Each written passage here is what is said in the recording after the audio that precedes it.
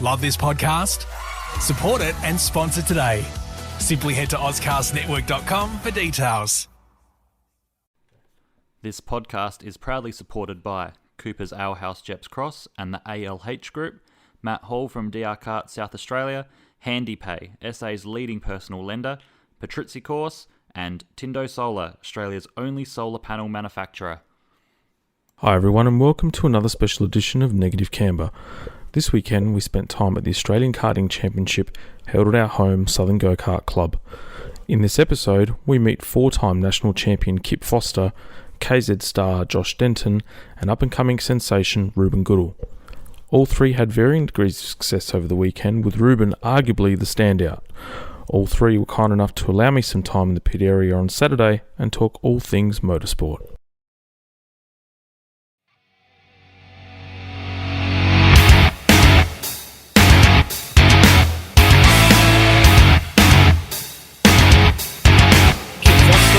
Negative Camber. Hi mate, how are you? I'm good, mate. I'm good. How's your weekend been so far? Well, it's been interesting. I'm racing here at Bolivar in the KA Senior, and I haven't been to KA Kart for probably 3 or 4 years. So for me to jump back in that, it's a little bit different to the X30. The tyres obviously dramatically different. Much, just to try and get used to the different compound for me is a little bit difficult. I'm finding it under brakes, so it's taken me a little bit more to get used to than I thought, You're making us old fellas feel young again, considering you're the oldest driver in the field. What motivated you to want to come to here and race the KA3? Oh, well, Michael Patrizzi of the Patrizzi Course team invited me, so it's very nice of him. The KF Kart by Burl Art is obviously we're trying to promote that chassis, and it's going quite well, and we want to obviously have it on the national stage. So really, who better to come over and have a feel with it? And I thought I'll do that and learn from the experience and just see if there's any areas that we can improve. And although I'm obviously a lot older than a lot of the other guys out there, it just obviously experience, to see if we can dial in the chassis and see to get the best product, and then hopefully a young guy takes over and push it at the front. Yeah. They do it's a pretty impressive setup here. I've been fortunate enough to walk around up and down all through the pit lane, and what the Patrizzi course guys do here is pretty cool. So it's definitely a step up compared to others out in the pit lane as well. But you run a pretty good looking operation over in WA. That's where you originate from. So tell us more about your team that you run over there. Well, the KF Kart team in Western Australia has got about, as a rule, most of our big race meetings, about 20 guys and girls that run with us under that banner, and it's been fantastic. We started that off pretty much at the beginning of the year, it's just gone from strength to strength, or last year I see, from strength to strength, and we're just getting new members all the time that are interested, that are keen, that want to join, that want to learn. It's not a big dollar concept, you know what I mean? It's basically just a KF Kart pop-up shade, and you buy your own and put it there, and away we go, and we join it all together and make a community out of it. But it's what karting's all about. Yeah. You know what I mean? At club level, open meeting level, not necessarily national level all the time, but we need bums in seats. We need people out there having a good time, enjoying it, telling their friends it's a great sport. Yep. Getting them to come down and have a shot in their kart on a have a try day and stuff like that. It's been great. And WA being in a little bit of a bubble as a rule, with this last 12, 18 months with the COVID, the sport has survived reasonably well. So I think we're doing the right thing. Yeah. No, it looks like impressive from what I've seen on social media and stuff like that. But I guess we'll take it back. We'll wind the clock back and sort of understand a bit more about you and how you got into motorsport, and then talk about your stints overseas as well. Well, my half-brother Lee raced a lot of speedway, so he was a sprint car driver. Yep. But he's 21 years my senior, so obviously I was just a baby, and would go to the Speedway, Claremont Speedway, pretty famous place, every Friday night, and watch him on occasions, sometimes not. Really couldn't be bothered, you know what I mean? Would run around with mates doing things, but eventually I got the bug, but not speedway. Dad got me into a go-kart. I was actually doing a little bit of BMX riding when I was very young. Yep. 5 through till 7 BMX riding, but then got into karting. Dad bought a go-kart for me, went out there, and I haven't looked back. I just loved the sport. Did a lot of racing all over the place, not necessarily over east, mainly just all over Western Australia. We never travelled over east really, or overseas, and it's only in the later years that I've had the opportunity to hop abroad and do some of the bigger races around the world, and it's been amazing. It's just really opened my eyes to the sport of karting and the sport of motor racing, and the ability for young people to move through to whatever their dreams are, providing that their eyes are open. They actually know what's out there and how to go about getting it. I think you've really got to have someone guide you. I didn't have someone guide myself and Dad about how to go forward with motor racing, but I think nowadays there's people around that know the right way to go and stuff. So it's interesting. There's a lot of talent out there, and karting is really it's a great way to get on your way to a career in racing. Yeah, you've got a bit of a following in America. From our discussions we've had in the past, how's that all come about? Well, strangely enough, it come about. I spent years looking at going to America just for a holiday for the family. So, strange enough, just booked a family holiday for 2-3 weeks, traveling around America, went to Vegas.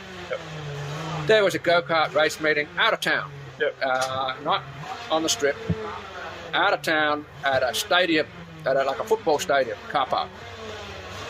And I just called an Uber or taxi or whatever it was back then, and I went out there and had a look at this thing, and man, like nuts. This was pretty crazy, you know? Yeah. There was, all the big names, Minetti, Foray, all of these guys from Europe and guns from America, and it was huge. Yep. It was huge, and I just thought, I've got to come back and have a go at this, Yep. And then the following year, I come and pit crew for a friend or a customer that was racing East Coast, and he went quite well.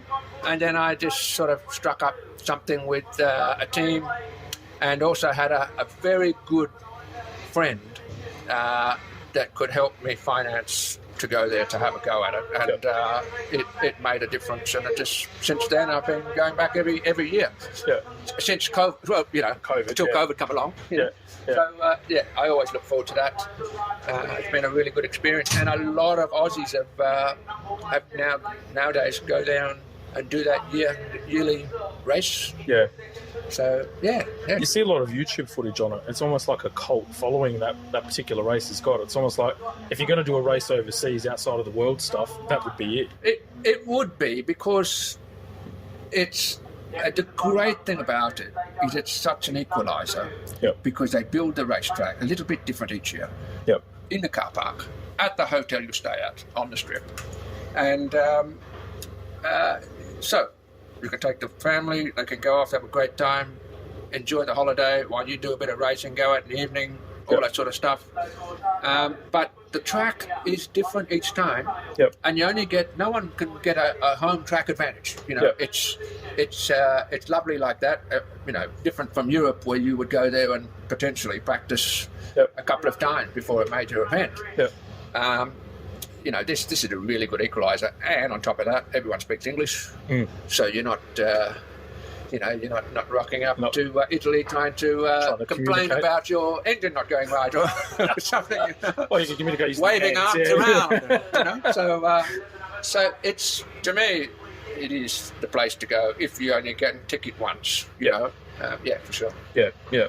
Now it's really cool to actually speak to a manufacturer, so to speak, or someone that's got his own name on his own go-kart.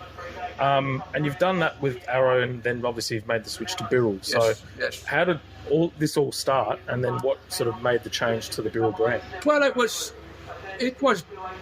going back. It was Bart Price's idea. Yeah. And Remo, realistically. Yep. Remo, I think, put the idea with Bart back in the day, and we went with it, and it was quite good. Yep. Obviously Remo was sort of closing up and finishing up the Monaco brand. Yep. So this sort of gave another customers another option of the same product. Yep.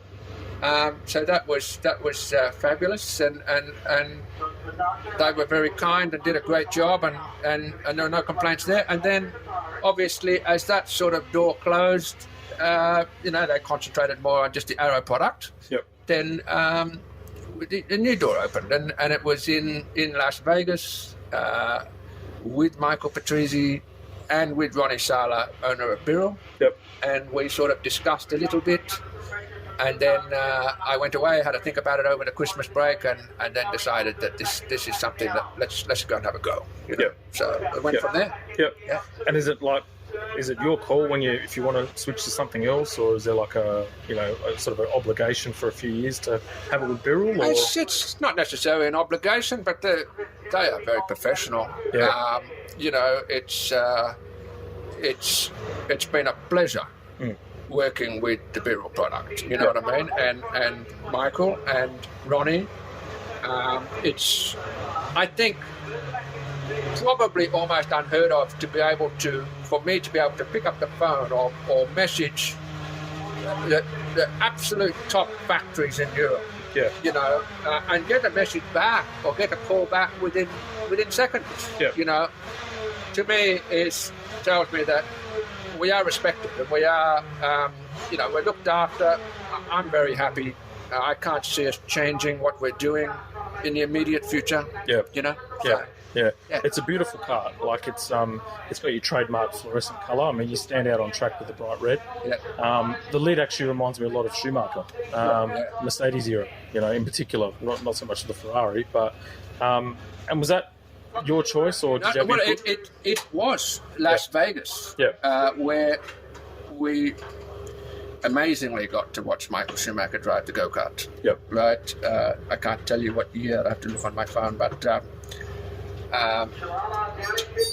he raced the KZ. We had a room on the corner of the Rio, up 14th floor. Yep. We could look down on them practicing. Yep. But you couldn't work out who was who on track.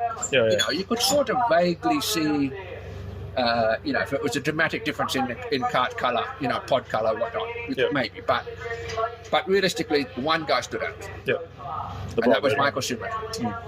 And I've always been a Michael Schumacher fan. Yeah. And I just thought, from that moment on, I've got to do that colour.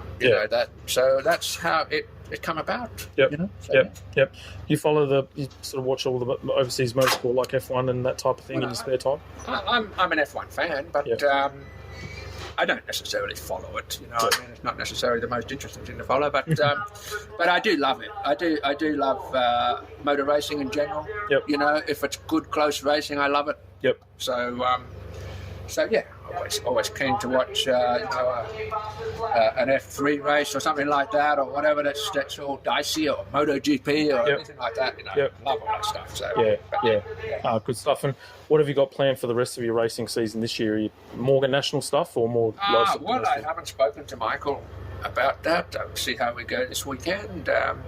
Obviously we're enjoying ourselves here. Yeah. This weekend it's lovely to get out of WA and do something, a bit of racing on the East Coast. But we'll just play it by ear. But the race team's very busy at home. Yep. So we've got a lot of good big racing coming up. Yep. So we will keep pushing along with that, and hopefully everyone gets some good results. And that's the plan. Awesome. Well, look, Kip, I know it's in the middle of a race meet, so I'm very respectful of the fact and thankful that you've given us some time. Mate, it's been an absolute pleasure, and good luck for the rest of the weekend. Thanks, Jamie. Cheers. Cheers, mate. Good on. First guest for today is Josh Denton, a Scuderia Ferrari Club member. Josh, how you going? Yeah, not bad. Yourself? Yeah, good, mate. Good. How's we've just come back, Finn, from Heat 1 of KZ, and on track you finished second. Yeah. But I'll let you do the rest. Yeah, no, it was a good race, pace-wise. We probably struggled a little bit. We're probably a little bit too loose to start with, and then once the race went on, it was the tyre just overheated a little bit. But no, the weekend's gone pretty well so far. Friday morning we struggled a little bit with just kart pace. The engine we knew wasn't there. It was our second engine. But for the last one, we bolted a new set of tyres on. Basically did a quali run with our good engine as well, and it just put it on P5, which is really, really confidence building into qualifying this morning. So it's good. You've had raw pace pretty much for a majority of the season so far. I mean, we're 3 rounds in, and for the most part, you've rarely sort of ventured outside the top 10. So you've got pace, like raw pace right from out the truck. Yeah, exactly. I mean, from the start of the year, we haven't had a lot of testing with the chassis, so we've kind of struggled with that a little bit. We knew our engines were there. We've been struggling with, race pace really, keeping the tyre in. But yeah, as you said, we've had quite good pace when it comes to finals and things, so hopefully we can fine-tune it a little bit more and a little bit more than what we already have. So we'll keep working at it and push forward to the final, and hopefully we can be somewhere up the top end like we are now. Yeah, cool. Now, we've just come into your transporter, and the old man has grilled you about your start, so you may as well share it with everyone else.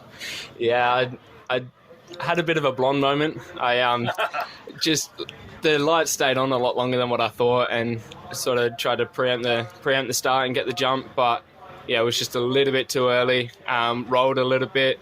Stopped, but obviously when I stopped, I was just outside the line. So that's racing, and we'll push forward to the next one. Yeah, you boxed in the national champion though. That was actually a pretty good effort. So you boxed him into third, and you pretty much stayed in second for on track anyway. So take us back a few steps as no, you can come in, mate.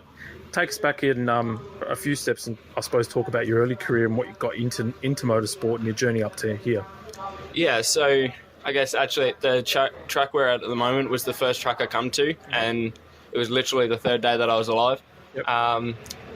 Come out of the hospital straight out to the track because Dad needed to drop parts off. So it was almost inevitable that I was going to become a go-kart driver, and got my first kart probably 6.5 years old, and didn't jump into it until my 7th birthday at the Barossa Go-Kart Club. So on the old track. So it was, ever since then, sort of started out at club level and working my way to the top there, and pushing on to state stuff, going into state for the first time and doing state titles here in SA. And I never really won anything until, I had never won a state championship or anything until 2013 was the year that I won the Nationals, and that was the first big event that I won. And ever since then, I have won 4 state titles. And then I pushed on to cars, did cars for a bit,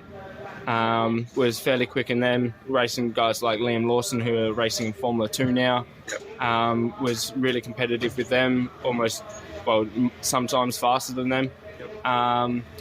Guys like Oscar Piastri, who I used to race in go-karts here in Australia, was right on par with him. So I know I've got the talent, and just got to keep pushing forward and trying new things with different categories and stuff. So cool. Yeah. Have you sort of set yourself a goal in terms of a career path from, because you're at the top of the tree here nationally, where to from here? What would be the goal? Well, I guess it's all about baby steps and working towards it. At the moment, as you said, we're doing KZ, the most elite class in Australia. So, baby steps from now. The next step is probably just to win a heat race. Hopefully we can do that this weekend, and then push on to a final. I've had some fairly bad luck this year in finals, but hopefully we can pull my finger out this weekend and do really well there. So I guess that's the next step, is to win a final, and then after that push on to the Australian Championship. So, but that's a lot of hard work, and we've got a long road to get there, and hopefully we can get a final win this weekend and push on to that championship. Yeah, I know last year in the COVID shortened season you raced in trophy class. I guess in your words, what's the difference between the two categories, and talk about your go-kart? Yeah, so I had the Praga Dragon Evo kart. That was a fairly good kart at the start. To start with, we didn't really change anything from the base settings. The difference between that and or what I'm racing now in trophy class is carburetor settings are all fairly limited. Airbox is the same, has to be the same.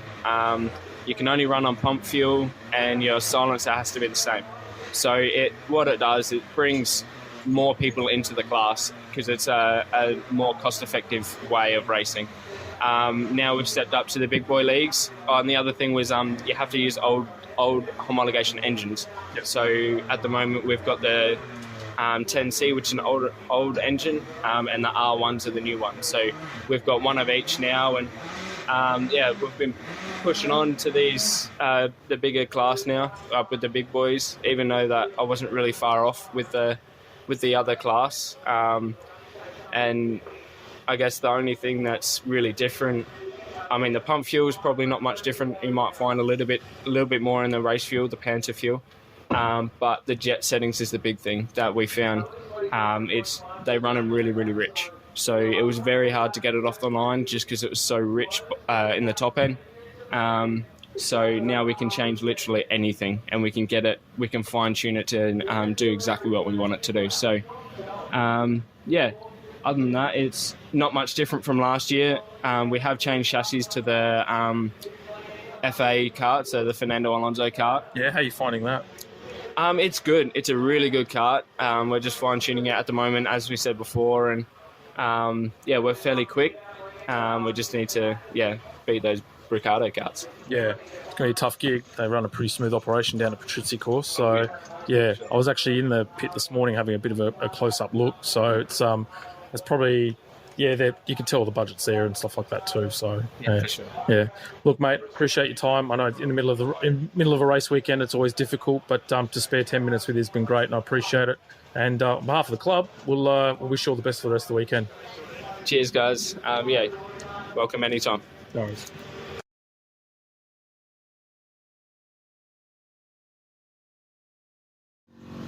Reuben Goodall, welcome to the Negative Camber podcast, buddy. Good to have you on board.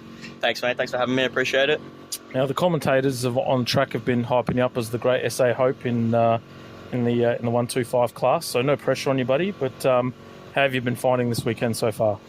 Well, I mean, for sure, I've definitely done the most laps here out of everyone in the field. Probably, being the home track, being just 30 minutes from my house. It's been quite good. The go-kart's been awesome.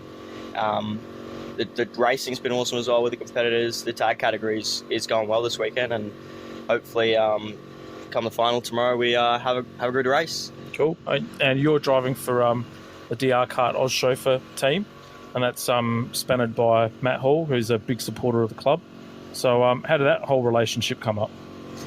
So pretty much back in 2017, me and Matt came across each other at St. Artie, actually, in the same team there. We sort of built a little relationship. He then branched off to DR, becoming a importer for DR Australia.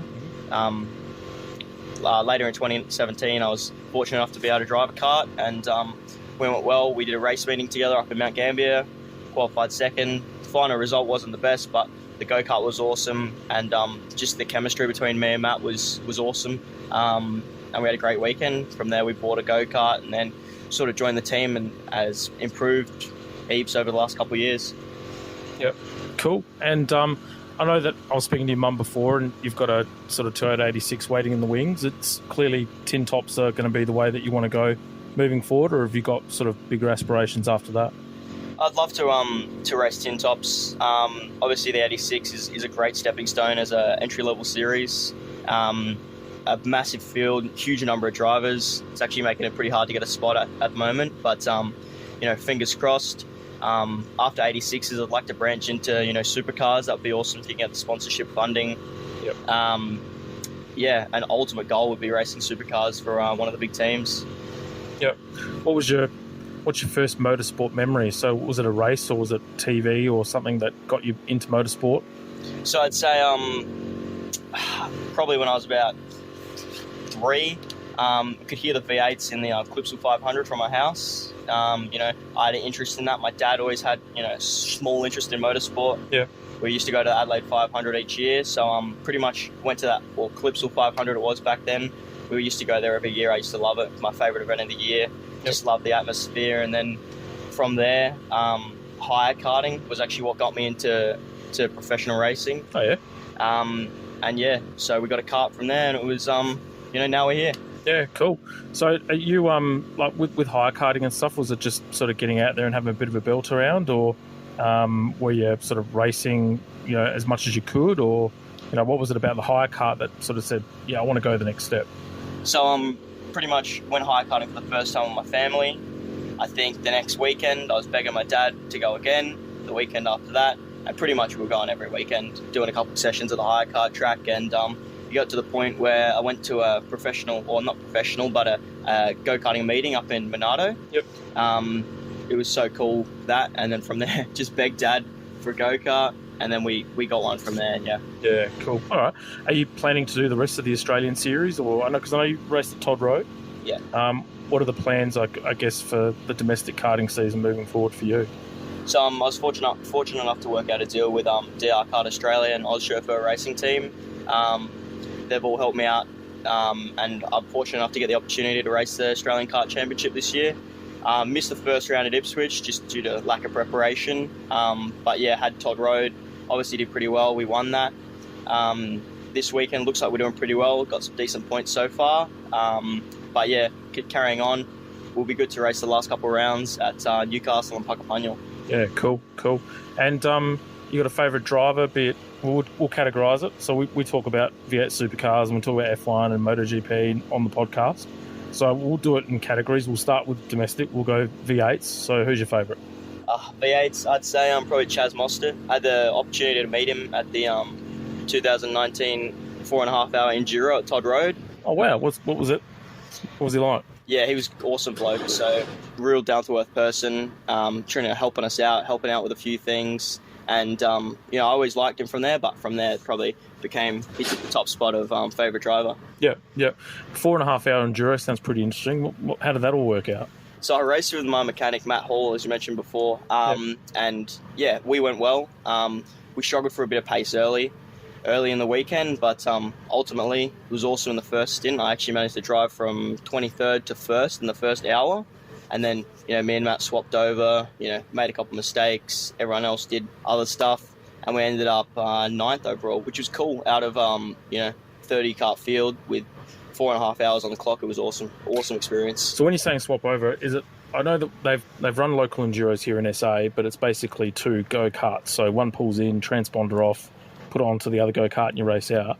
Is it more of like a traditional enduro where you pull in, swap drivers and away you go? So because me and Matt are a similar sort of build, we actually just straight out swap swap drivers. So they did 10-minute pit stops, three compulsory 10-minute pit stops, I believe, or 4 even. So you'd come in, the 10-minute time would start. I'd say I'd get out of the go-kart, might change some stuff, both have a drink, have a chat for a couple minutes. Matt would jump back in and go out at the 10-minute mark. Yep. So, but it was cool. The weight also, Matt was a bit heavier than me, so I had an advantage over him because obviously you don't change the weight in the stops. But yeah, I did have an advantage there. So yeah. Yeah. Cool. All right. So Chaz, pretty good role model to have. He's super quick driver. I've never actually met him, so you got one up on me. And I've been following V8s since pretty much since I was a kid. So for what it's worth, Mark Scaife is my idol. Yeah. What about Formula One? Formula One, Danny Rick's always obviously an inspiration, being Australian. He's a great character, funny sort of guy. Obviously, haven't really met him at all, but he looks to be good. But yeah, I just support the Australian drivers. Yep. All right. And do you follow MotoGP at all or anything like that? Look, not really. I mean, I don't mind watching it, but I don't really get into the whole stuff. I think, Marc Marquez is good, isn't he? Yeah, we'll go with him. Yeah, he wins, so that's cool. Yeah. That's good enough for me. Exactly, but mate, it's been an absolute pleasure. I know it's in the middle of a race meet, and so to get 10 minutes out of you, mate, has been an absolute blast. Having watched you from the track, clearly you're on for a good result this weekend. So on behalf of the club and the podcast, man, wish all the best, and hopefully we'll drag you out to one of our hire cart races later on this year. Thanks, mate. Appreciate it. See you there. Cheers. Love this podcast? Support it and sponsor today. Simply head to AuscastNetwork.com for details.